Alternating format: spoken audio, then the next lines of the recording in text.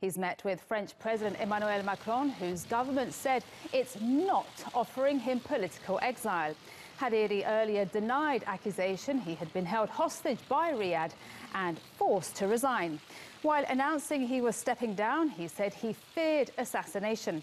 He's now in Paris with his wife and one of his sons. He's scheduled to meet the French president in the next few hours.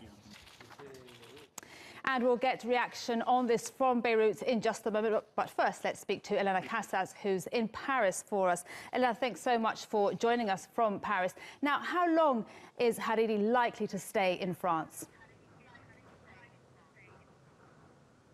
Well, we heard after Hariri arrived this morning that he'd spoken on the phone to the Lebanese President Michel Aoun, who said he'd be back in Beirut for Lebanese Independence Day on Wednesday. Now, Aoun, as you were saying there, has refused to accept Hariri's resignation as Prime Minister unless and until it's delivered in person. And we still don't really know if, when Hariri travels back to Lebanon later this week, he will reiterate that resignation or, in fact, he'll pull back and withdraw it. But he now says he is going back this week. So the French have been saying all along that they weren't going to offer him political exile here, and now apparently he's only here for a visit of 4 days.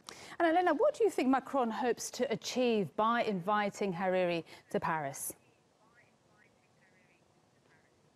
Well, he's already achieved something. He's got both Hariri and Saudi Arabia out of a difficult diplomatic situation because, as you were saying there was widespread speculation back in Lebanon that he'd been coerced by the Saudis into resigning and that he was essentially being held hostage in Riyadh. Now, the French government has been saying for the last week that it believes he was free to move around, and now, by bringing him here, they've proved that. So they've got both Hariri and Saudi Arabia out of that rather awkward situation.